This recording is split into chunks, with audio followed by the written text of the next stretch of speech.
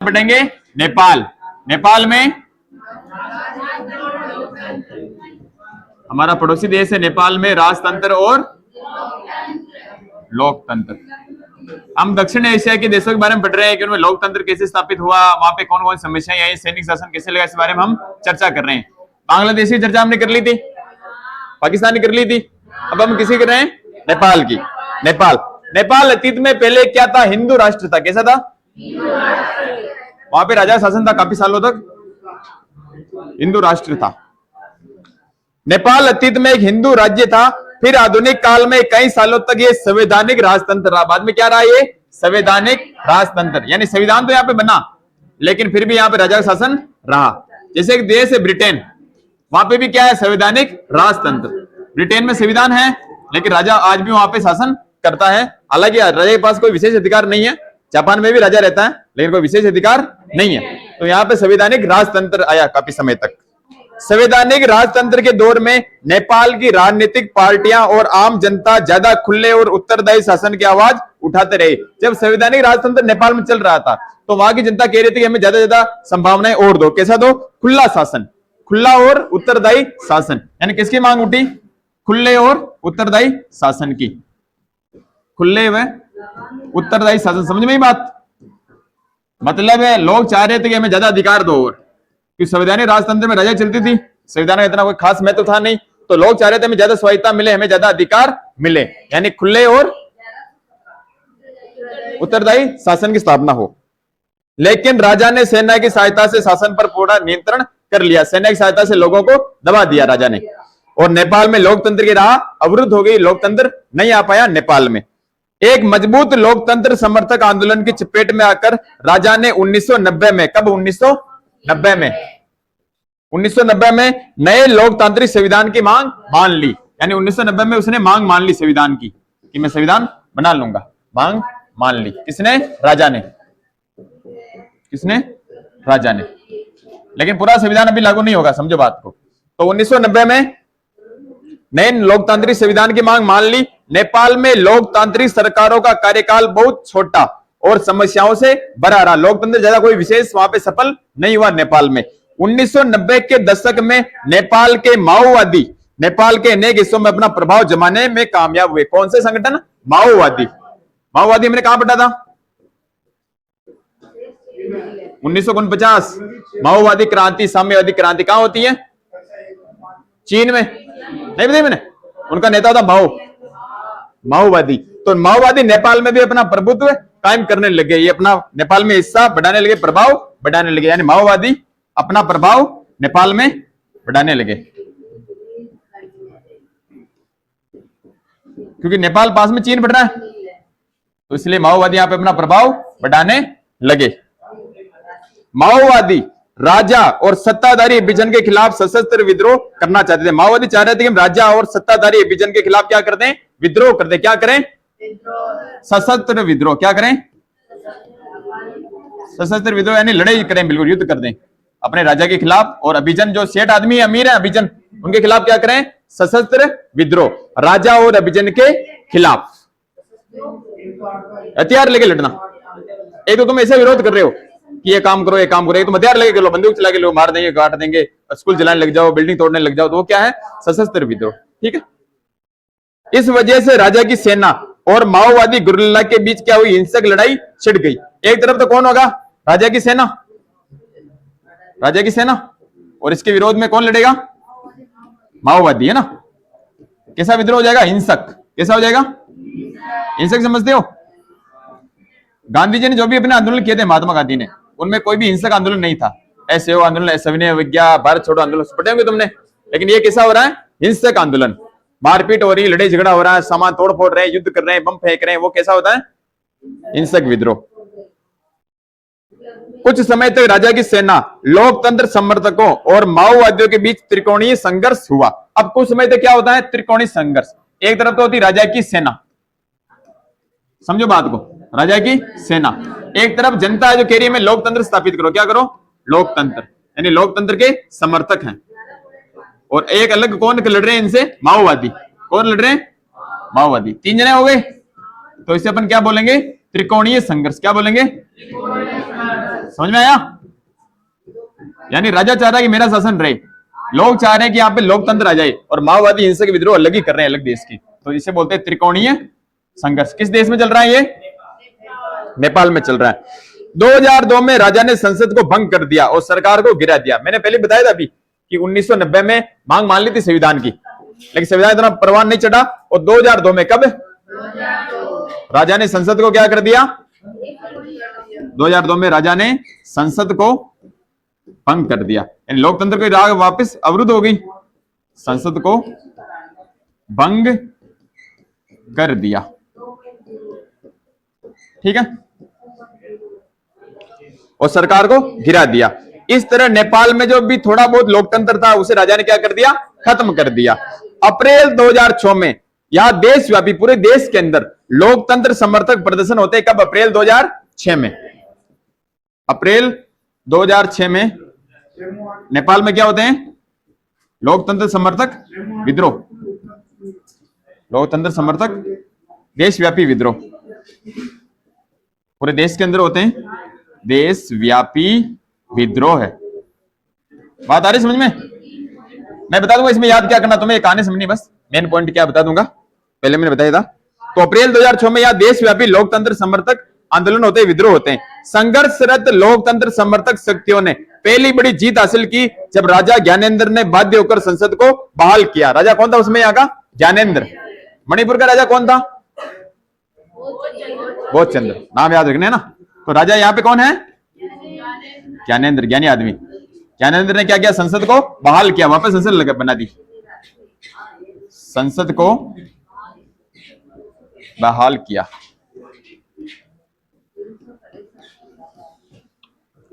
ठीक है, इसे अप्रैल 2002 में भंग कर दिया गया था। अप्रैल 2002 में इसने भंग किया था संसद को, 2002 में, और वापस इसको राजा क्या करता? संसद को बहाल करता, वापस संसद बनाता है। मोटे तौर पर अहिंसक रहे, इसमें हिंसा ज्यादा विशेष हुई नहीं नेपाल में, तो मोटे तौर पर अहिंसक रहे इस प्रतिरोध का नेतृत्व 7 दलों के गठबंधन यानी 7 पार्टी अलायंस ने किया। इसका नेतृत्व किसने किया? 7 पार्टी अलायंस, 7 दलों के गठबंधन। ये याद रखना है तुम्हें कि नेपाल में लोकतंत्र का समर्थन के लिए विरोध कर रहे थे, किसने किया? दलों ने 7 पार्टी अलायंस, यानी 7 दलों का गठबंधन, हिंदी में 7 दलों का गठबंधन।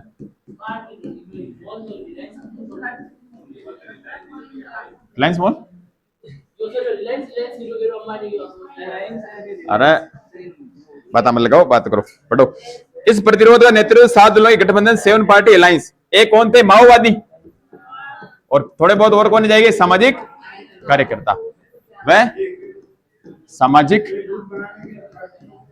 कार्यकर्ता ने किया।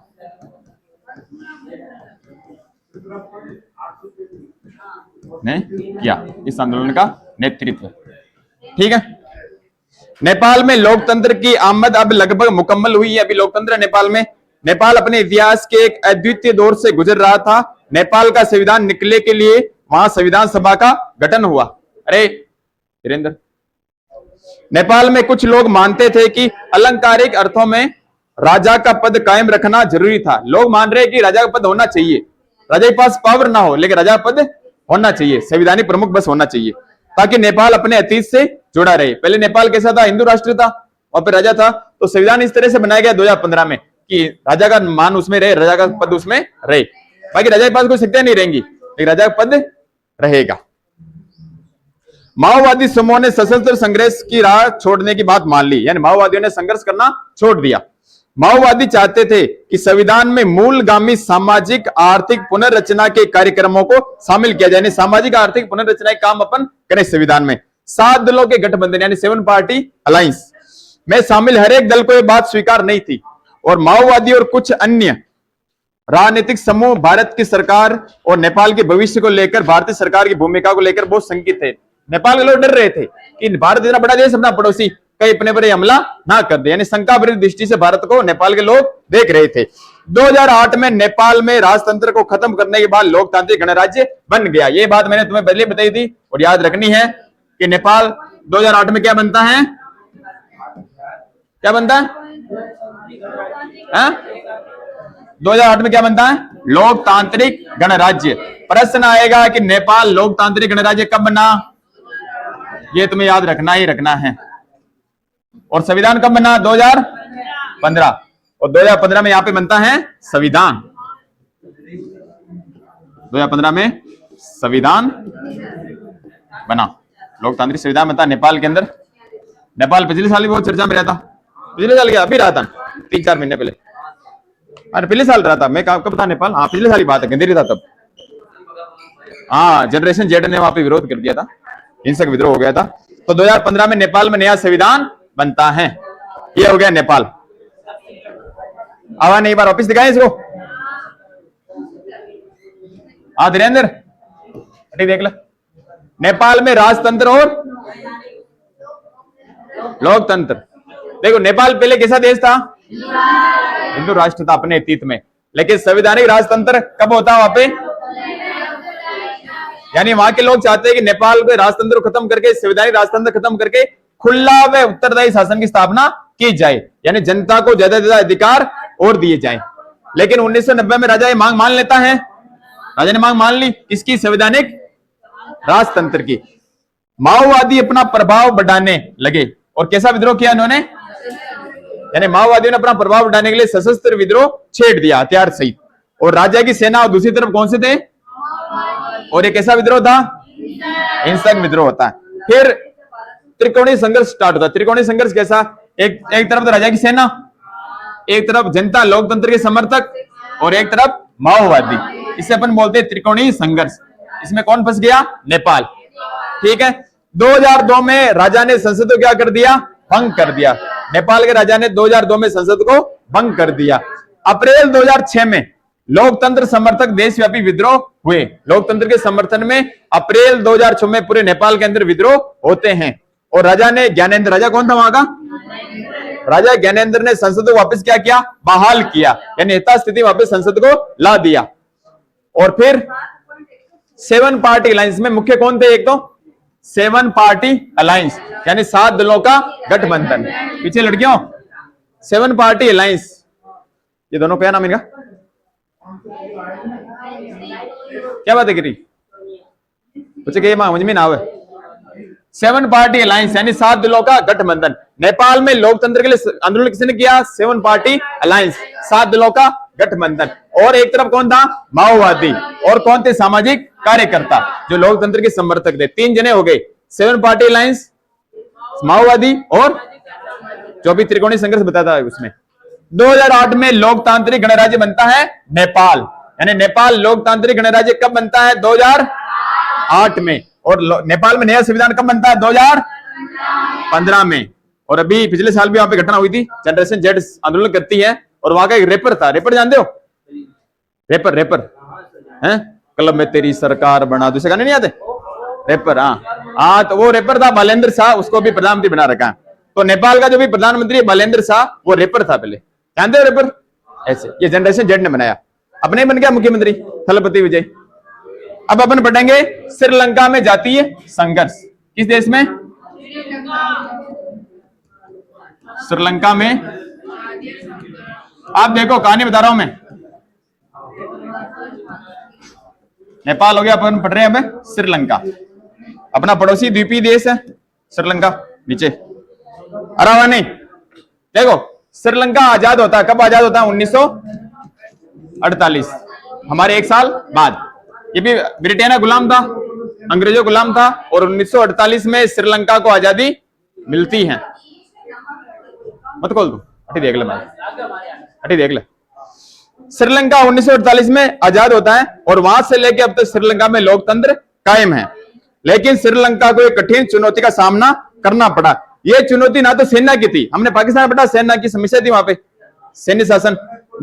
श्रीलंका में सेना की समस्या नहीं थी और न ही यहाँ पे राजतंत्र, ना यहाँ पे कोई राजा था। यानी ये बात करें अपन श्रीलंका की, यहाँ पे न तो कोई सेना की समस्या थी, है ना, और ना ही इसकी राजतंत्र राजा की समस्या थी। यहाँ पे समस्या होती है जातीय समस्या। कैसी समस्या होती है? अब बात समझो, जातीय समस्या। उपेंद्र क्या नाम? भुवनेश, कौन बोल रहा है? तू ही बोल रहा है? आवाज तेरी क्यों आ रही? और मैं था घनी बढ़िया पढ़ावे कोशिश करूं, घनी बढ़िया तो इतना बोल लो, रीस ना हो। देखो श्रीलंका में कैसी होती जातीय समस्या, यानी कैसा संघर्ष होता है? जातीय संघर्ष। अब बताएं जातीय संघर्ष क्या होता है? अब बताना, कहानी बताओ, बताओ कहानी। अच्छा किताब बताओ। हाँ भूपेंद्र, भूपेंद्र बहुत नाम आता। कहानी बताओ। अपना देश पड़ोसी देश है श्रीलंका, छोटा देश है ना, और इधर अपना भारत का आता है। थोड़ा नीचे बना दे, चलो समझ में आ जाएगा। ये देखो, ये तो अपना भारत है ना, और यहाँ पे एक देश है द्वीपीय श्रीलंका। यहाँ पे मन्नार की खाड़ी और पाक जल डमरू है बीच में, और राम सेतु जिसे अपन बोलते हैं। यहाँ पे एक राज्य है भी, थलपति विजय वाला। कौन सा है? तमिलनाडु। थलपति विजय की सरकार बनी भी यहाँ पे टीवीके की। ये है अपना श्रीलंका। अब यहाँ पे जो उत्तर वाला क्षेत्र है ये वाला, और उत्तर पूर्व ये वाला, इस वाला इलाका मान लो तुम, तो पूरे को इससे पढ़ते हैं, समझो बात को। ये तो उत्तर, ये उत्तर पूर्व, यानी ये इलाका। यहाँ पे जाति रहती है, उसका नाम है तमिल। कौन सी रहती है? थोड़ी सी अल्पसंख्यक है। और यहाँ पे मुख्य जाति है सिंहली। कौन सी है? सिंहली। यानी श्रीलंका में मुख्य कौन सी भाषा बोलते हैं? सिंहली। तो अरे न पढ़ाओगी, बंद करता हूँ गांठी, अतरा बात हो गया तुम। रिलीव हो जाऊँ स्कूल मेरी, तेरे मंदिर जा रहे, मैं भी चला जाऊँ। टेस्ट लेनो ताको, पढ़ानो, पढ़ लो लास्ट पार्ट कहानी को, जुलाई में देगा। देखो ये अपना तमिलनाडु है, ये श्रीलंका है। श्रीलंका में दो जातियां रहती है, एक तो है तमिल। तमिल कहां से है यहाँ पे समझो। तमिलनाडु से यहाँ पे लोग नाव में व्यापार करने जाते हैं, मछली व्यापार करने के लिए। तो बहुत सारे लोग यहाँ पे जाके बस गए। और यहाँ की मुख्य जाति है सिंहली। कौन सी है? सिंहली। अब होता क्या है, श्रीलंका में संविधान बनता है, और संविधान में सिंहली को बना देते हैं राष्ट्रभाषा। क्या बना देते हैं? राष्ट्रभाषा। अब तमिल नाराज होते हैं, तमिल कहते हैं हम संविधान, हम भी कुछ योगदान दो, हमें भी मान सम्मान दो, हमारे कुछ अधिकार दो। लेकिन ऐसा कोई होता वहां पे नहीं है। यानी तमिल वहां पे क्या अल्पसंख्यक है, और सिंहली वहां पे बहुसंख्यक है। तो तमिलों के साथ अत्याचार होने लगता है। तमिल पहले प्यार से बात करते हैं कि आप हमारी मदद कीजिए, हमें संविधान में अधिकार दीजिए, लेकिन सरकार ऐसा कुछ मानती नहीं है। तमिलों के साथ भेदभाव होता है। फिर तमिल उठा लेते हैं हथियार, आंदोलन करते हैं उग्र, और एक संगठन बनाते हैं, नाम याद रखना है LTTE। LTTE इसका प्रचलित नाम है लिट्टे। क्या नाम है? इसकी फुल फॉर्म बहुत बार पूछी जाती है, लिबरेशन टाइगर्स ऑफ तमिल इलम।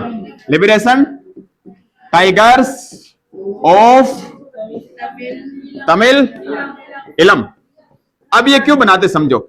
ये कहते हैं आप हमारे साथ भेदभाव कर रहे हो, तो हमारे तमिलों का एक नया देश बनाओ, तमिल इलम। कौन सा देश बनाओ? तमिल इलम, यानी तमिलों का अलग देश बना दो। तो एक संगठन बनाते हैं, उग्र संगठन होता है लिट्टे, लिबरेशन टाइगर्स ऑफ तमिल इलम। अब ये करता है हिंसक विद्रोह। हिंसक विद्रोह जानते हो? कहीं घुसपैठ, गोरिल्ला पद्धति। गोरिल्ला जानते हो? पहाड़ी पे छिप गए, सेनारी उसको मार दिया, कहीं पे बम फेंक दिया, लोगों मारने लगे, और हिंसक विद्रोह होने लगता है। तो भारत की प्रधानमंत्री बनी इंदिरा गांधी। तो श्रीलंका कहता है कि आपके तमिल हमें परेशान कर रहे हैं, तो इंदिरा जी आप कुछ मदद कीजिए। तो इंदिरा गांधी ने कहा दूर रहे वहां पर, खीरे वहां, क्योंकि तमिल तो वहां का ही है। तो इंदिरा गांधी नियम अपनाती है, सिद्धांत अपनाती विदेश नीति में, दूर रहने का सिद्धांत। कैसा बनाती है? दूर रहने का सिद्धांत। समझ में आ रही बात कि मैं श्रीलंका के मामले से क्या रहूंगी? दूर रहूंगी। दूर रहने का सिद्धांत अपनाती है श्रीमती इंदिरा गांधी।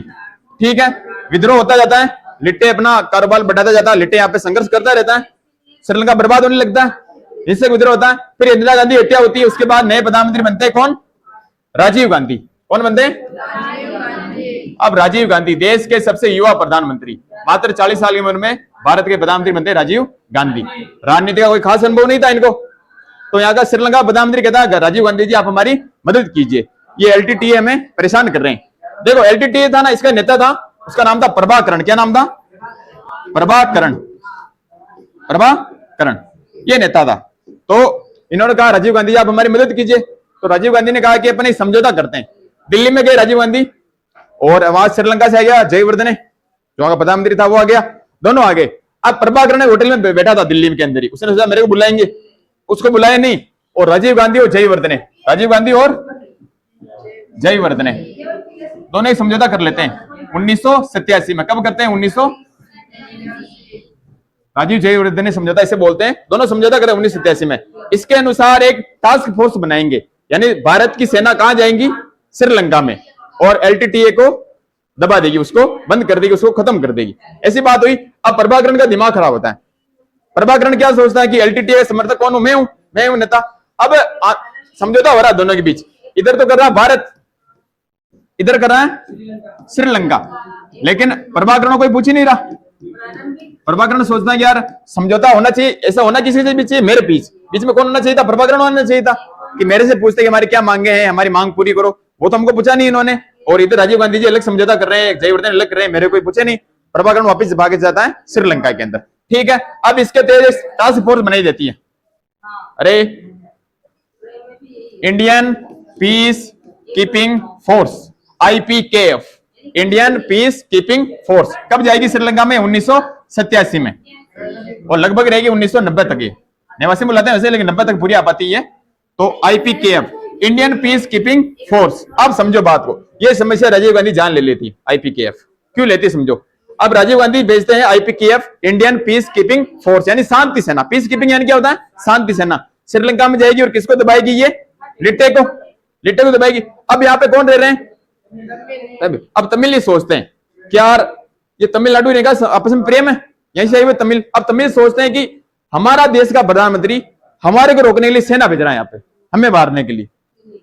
हमारे देश का प्रधानमंत्री राजीव गांधी तो, और हमें मारने के लिए भेज रहा है, ये बात तो गलत है। IPKF जाती है, इंडियन पीस कीपिंग फोर्स, और LTT के खिलाफ लड़ने लग जाती हैं। अब श्रीलंका में जाती हैं, श्रीलंका के लोग कोई खास समर्थन IPKF को नहीं देते हैं। श्रीलंका सोचते हैं लोग कि हमारे अंदरूनी मामले में भारतीय घुसपैठ कर रहे हैं, इन्हें क्या मतलब हमारी तरफ से। अब राजीव गांधी ने समझौता भी कर लिया, सेना भी भेज दी, तमिल भी नाराज हो गए अपने से, तमिल नाराज, और श्रीलंका के लोग भी अपने से नाराज कि हमारा अंदरूनी मामला। अब दो भाई राड है, मुझार बच में कुछ उठा घुस रहा कि काम राड में बेटा, वही वाली चीज होगी। तो इधर फंस गए, ठीक है। IPKF जाती है, LTT से युद्ध करती है।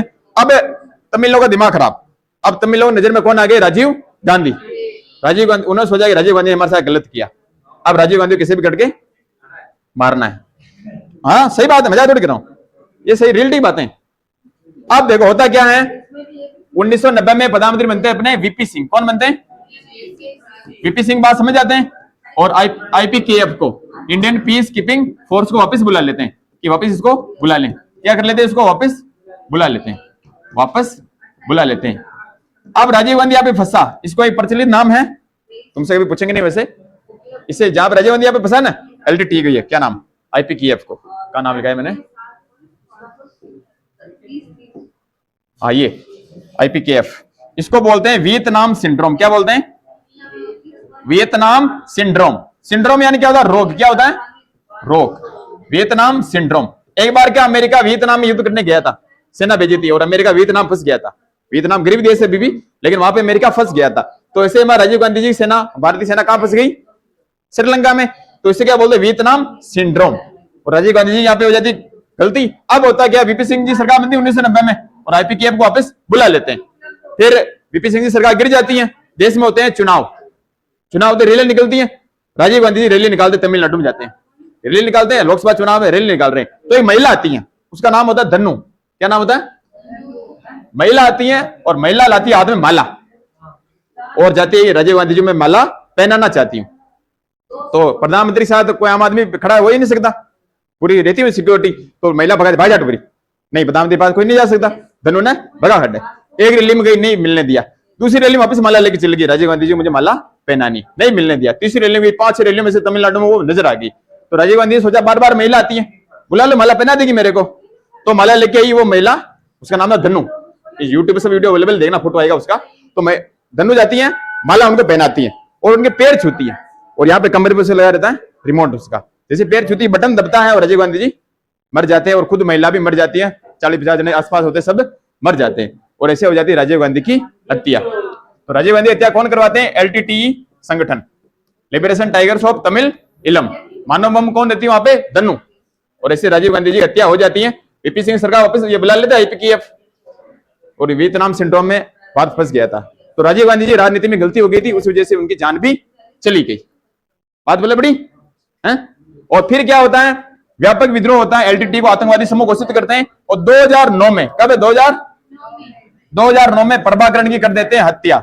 इनका नेता था प्रभाकरण, LTT का। प्रभाकरण की कर देते हैं हत्या, और एक व्यापक आंदोलन चलाते हैं, व्यापक ऑपरेशन चलाते हैं, और LTT का कर देते हैं खात्मा। यानी 2009 में LTT को संपूर्ण रूप से समाप्त कर देते हैं, यानी खत्म कर देते हैं। ये बात है श्रीलंका की, समझ में आई? देखो, श्रीलंका में जातीय संघर्ष और लोकतंत्र, हम देख चुके हैं कि आजादी 1948 के बाद से लेकर अब तक श्रीलंका में लोकतंत्र कायम है, लेकिन श्रीलंका को एक कठिन चुनौती का सामना करना पड़ा। यह चुनौती न तो सेना की थी, न ही राजतंत्र की। श्रीलंका को किसका संघर्ष करना पड़ा? जातीय, किसका? श्रीलंका को किसका संघर्ष करना पड़ा? जातीय संघर्ष, जिसकी मांग है कि श्रीलंका के एक क्षेत्र से अलग राष्ट्र बनाया जाए, तमिलनाडु का अपना नया देश बनाओ, तमिल इलम। आजादी के बाद से श्रीलंका को उन दिनों क्या कहते थे? सिलोन। श्रीलंका का पुराना नाम क्या था? सिलोन। क्या नाम था? सिलोन। क्या नाम था? सिलोन, इसका पुराना नाम। ठीक है। श्रीलंका की राजनीति पर बहुसंख्यक सियली समुदाय के हितों की नुमाइंदगी करने वाला दबदबा रहा था। यानी वहां पे बहुसंख्यक कौन थे? सियली समुदाय। ये लोग भारत छोड़कर श्रीलंका बसी एक बड़ी तमिल आबादी क्या थे? खिलाफ थे। तमिलों का बसना श्रीलंका के आजाद होने के बाद भी जारी रहा। सियली राष्ट्रवादियों का मानना था कि श्रीलंका में तमिलों के साथ कोई रियायत नहीं बरतनी चाहिए, यानी तमिलों को अधिकार नहीं मिलने चाहिए, क्योंकि श्रीलंका सिर्फ किसका है? सियली लोगों का। ऐसा श्रीलंका का मानना था। तमिलों के प्रति उपेक्षा भरे बर्ताव से एक उग्र तमिल राष्ट्रवादी आवाज बुलंद हुई। 1983 के बाद उग्र तमिल संगठन लिबरेशन टाइगर्स ऑफ तमिल इलम यानी लिट्टे श्रीलंकाई सेना के साथ सशस्त्र संघर्ष करने लगा, लड़ाई करने लगा। इसने तमिल इलम, क्या नाम है? यानी श्रीलंका के तमिलों के लिए एक नए अलग देश की मांग की। किसने? तमिलों ने।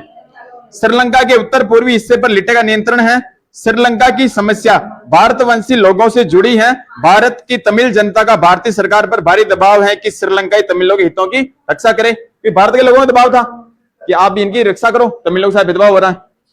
भारतीय सरकार ने समय समय पर तमिलों के सवाल पर श्रीलंका की सरकार से बातचीत की कोशिश की है, लेकिन 1987 में, कब? 1987 में बताया था मैंने अभी, 1900 क्या बताया? ये 1987 में भारतीय सरकार श्रीलंका के तमिल मसले में प्रत्यक्ष रूप से शामिल हुई।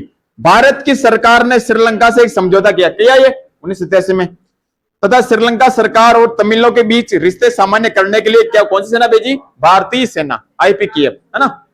आखिर में भारतीय सेना लिट्टे के साथ संघर्ष में फंस गई। भारतीय सेना की उपस्थिति को श्रीलंका की जनता ने भी कुछ खास पसंद नहीं किया। श्रीलंका के लोगों ने भी उसको समर्थन नहीं दिया भारतीय सेना को। श्रीलंकाई जनता ने समझा कि भारत श्रीलंका के अंदरूनी मामले में क्या कर रहा है? दखल अंदाजी कर रहा है। 1989 में भारत ने अपनी शांति सेना लक्ष्य हासिल किए बिना वापस बुला ली। 1990 तक पूरी आती है, मैंने बताया 1990 तक। 1989 बुलाना शुरू किया, 1990 तक पूरी IPKF भारतीय सेना वापस आ जाती है। श्रीलंका के संकट का हिंसक चरित्र था, वहां पे बहुत मारकाट हुई, बहुत हिंसक विद्रोह हुआ। अंतरराष्ट्रीय मध्यस्थ के रूप में नॉर्वे, कौन सा देश? नॉर्वे और आइसलैंड जैसे स्कैंडिनेवियाई देश युद्धोत्तर दोनों पक्षों को फिर से आपस में बातचीत करने के लिए राजी कर रहे थे, मध्यस्थता कर रहे थे। कौन से देश? नॉर्वे और आइसलैंड। 2009 में लिट्टे को खत्म कर दिया गया। कब खत्म करते इसका पूरा लिखा था मैंने, कहां लिखा है? 2009 में। संघर्षों की चपेट में होने के बाद भी श्रीलंका ने अच्छी आर्थिक वृद्धि और विकास के उच्च स्तर को हासिल किया। इतना सारा संघर्ष होने के बावजूद श्रीलंका ने अच्छी आर्थिक वृद्धि की है और विकास को शामिल किया, हासिल किया है। जनसंख्या की वृद्धि दर पर सफलतापूर्वक नियंत्रण करने में विकासशील देशों में श्रीलंका प्रथम है। जनसंख्या वृद्धि दर को नियंत्रण करने में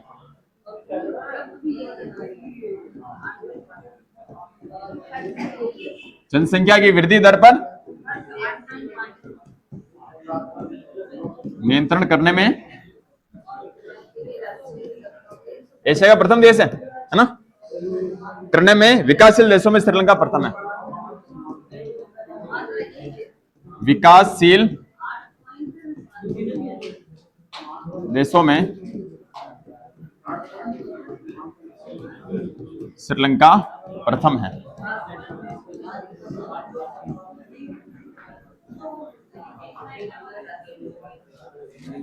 उन्नीस तो बोल आइए।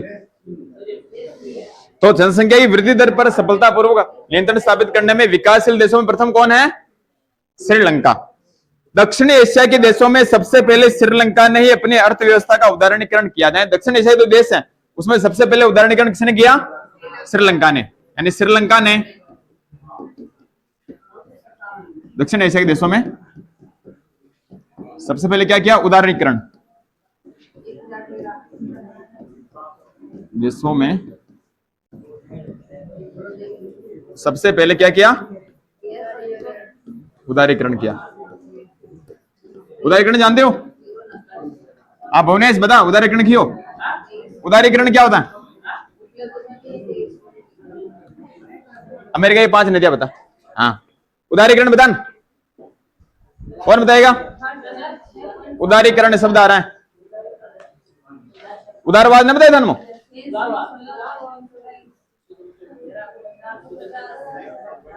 उदारवाद, पूंजीवाद नहीं बताया? सब भूल गया?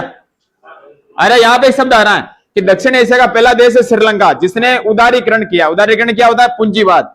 स्वतंत्र राज्य का हस्तक्षेप कम होगा, अपने हिसाब से खुला व्यापार करो, बाजार मूलक अर्थव्यवस्था, यही होता है उदारीकरण।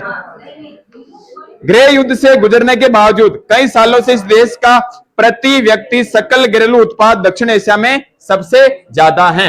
यानी श्रीलंका का सकल घरेलू उत्पाद दक्षिण एशिया में सबसे ज्यादा है।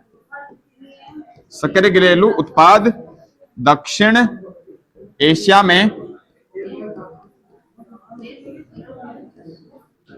सबसे ज्यादा है। सबसे ज्यादा, ठीक है। अंदरूनी संघर्ष के झंझावातों को लेकर झेलकर भी श्रीलंका ने लोकतांत्रिक राज्य व्यवस्था कायम रखी है। अब एक चित्र देखो, ये वाला दिख रहा है? 2 शेर दिख रहे इसको, क्या बताओ चित्र? ये भुवनेश बता, किताब कहां तेरी? ये चित्र किस बारे में बता मेरे को।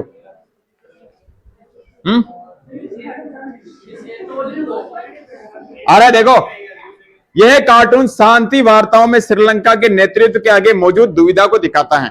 एक और शेर है, ये शेर है, ये कौन है? सिएली समुदाय। और दूसरी तरफ क्या है? बाघ। बाघ कौन से? तमिल समुदाय।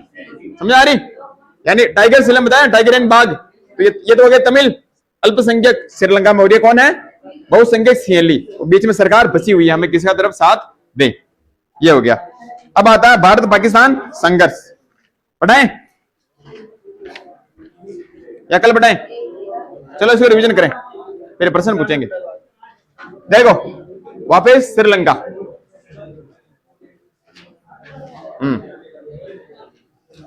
इधर देखो श्रीलंका में जातीय संघर्ष। श्रीलंका का पुराना नाम क्या है? सिलोन। श्रीलंका का पुराना नाम क्या है? सिलोन। आजाद कब होता है? 1948 में। यहाँ पे ना तो कोई सेना की समस्या थी, ना ही राजतंत्र की समस्या। कैसी थी? जातीय समस्या। यानी श्रीलंका किसकी चपेट में आ गया? जातीय संघर्ष। कौन सी 2 जातियां? सिएली और तमिल। ठीक है, ये है अपना भारत, ये है श्रीलंका। उत्तर और उत्तर पूर्व, उत्तर और उत्तर पूर्व में कौन जाति रहती है? तमिल। कहां से आई है? भारत से। ठीक है, और यहाँ पे बहुसंख्यक कौन है? सिएली। इंदिरा गांधी ने कौन सा नियम अपनाया? दूर रहने का सिद्धांत। लेकिन फिर ये तमिल यहाँ पे उग्र संगठन बनाते, क्या नाम है इसका? LTT यानी लिट्टे। लिट्टे की फुल फॉर्म भुवनेश बोल, लिट्टे की full form liberation tigers of Tamil इलम, लिट्टे की फुल फॉर्म। ठीक है, इसका नेता कौन था? प्रभाकरण। क्या नाम आएगा? Prabhakaran.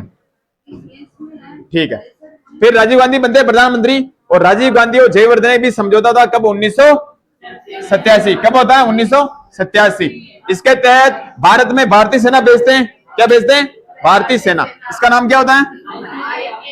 IPKF, Indian peace keeping force. Indian peace keeping force यानी भारतीय सेना 1987 में भेजते हैं, और संपूर्ण रूप से 1990 में वापस ये आती है वीपी सिंह के समय।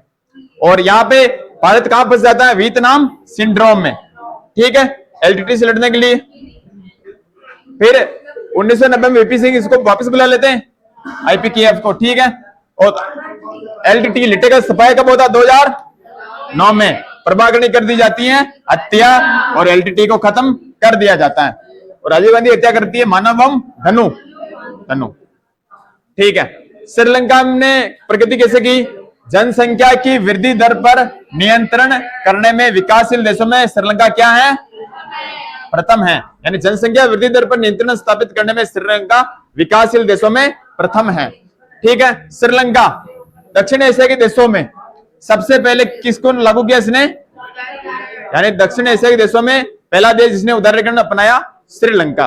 और सकल घरेलू उत्पाद दक्षिण एशिया में क्या सर्वाधिक है? किसमें? श्रीलंका के अंदर। ठीक है, सकल घरेलू उत्पाद की दर किसमें सर्वाधिक है? श्रीलंका में, दक्षिण एशिया के देशों में। ठीक है, अब पूछते हैं प्रश्न।